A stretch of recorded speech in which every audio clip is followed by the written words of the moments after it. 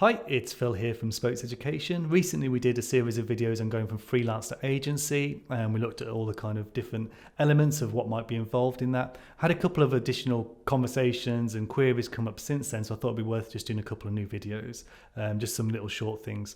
And this one we're going to look at contracts.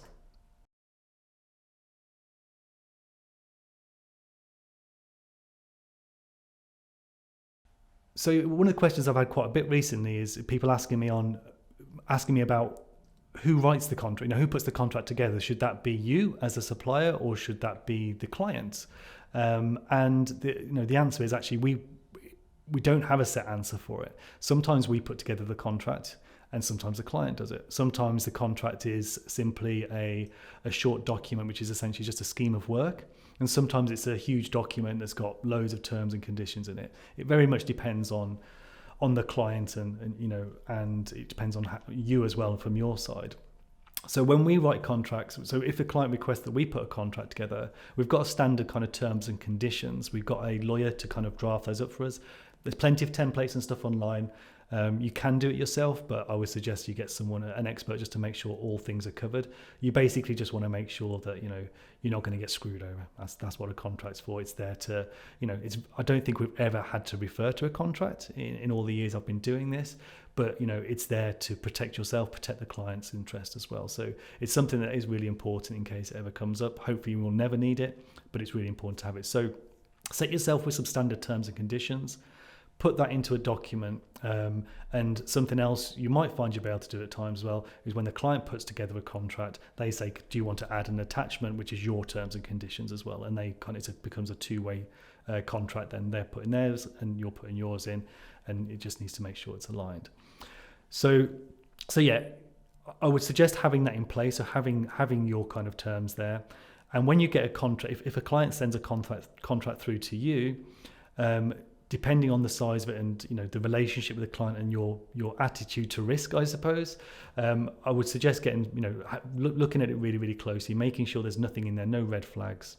And if it's a big contract, I remember our first big contract, it was worth $425,000, something like that. So it was really important. So I actually got again, it's worth the while to make sure someone's looking over that. And it was with a client in the US as well. And again, there's lots of different. You'll find in the States particularly, there tends to be a lot more rigor in their contract process as well. I think it's just the nature of how they operate out there. Whereas in Europe here, it's a little bit easier going. So when he got that, again, I got the same person. We got to do our drafting of our contract. I got them to look at it and just check anything over, come back with any questions. And again, it becomes a bit of a conversation. Don't be scared to push back on things. If there's something you're not happy with, feel free to ask the question. Not guaranteed the client's going to make that change, but then that's for you to then say, okay, cool, I'm okay with it as it is, or you know what, I'm not prepared to go ahead unless that's been changed. Again, the bigger the company, sometimes the more rigorous the contract, and the more they can't change it because there's so much bureaucracy involved in it. And it's normally the bigger companies that have the bigger contracts as well. So, like I said, what I suggest, get your own kind of contract and terms and conditions in place. If a client sends it through to you, have a look over it yourself. But if it's a big contract, if it's something we don't understand, seek advice from an expert and make sure, a lot of the stuff you'll see, you kind of go, oh, I don't like the look of that. Often it's kind of standard, but the key thing is that you're not putting yourself in a position where you're going to be liable, for other people's mistakes or for things that, out of your control. So yeah, just make sure you protect yourself. The other thing we've started to do as well now is at the start of a contract in the kickoff meeting, we'll start to put together a brief, and that brief will set out expectations. So it'll set out expectations for us, but also the client. So we'll say things, we'll put in there the things that kind of a little bit more detailed than in the contract. So the contract will have things like schedules and budgets and all those kind of things, but they might not have like the granular detail of things like the responsibilities. So we have a project brief and we say, look, who is responsible for sign off of stage A, B, C, D? And again, that kind of just opens the conversation, puts the emphasis on the client to say, look, this person's responsible for this. And then we put kind of some addendums in there saying things like, if that is not signed off at the right time, or if we do not get the review within the time frame, then that will push the time frame back. So this is stuff that should be in your contract as well, but it's additional kind of reinforcement, so the client understands it, and you've got they've got full understanding of the process, they've got full understanding of their responsibilities and expectations on them. That way, again, it becomes harder for them to come back to you if they've got a delay on their side and say, can you still deliver on time? We've set the expectations to say, if you delay it by a week, it's going to be delivered a week later.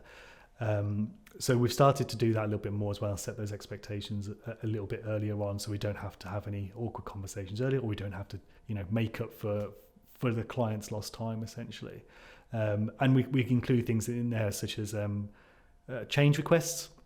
So again, the process for a change request, again, letting them know if they get past a stage and we're in full development now and they want to go and change brand guidelines, that becomes a change request. We have to go back to the start almost of the project. If they want to change learning outcomes, learning intentions, and we've already written all the storyboards out, oh, well, hang on a minute, that's going to cause a big knock-on effect.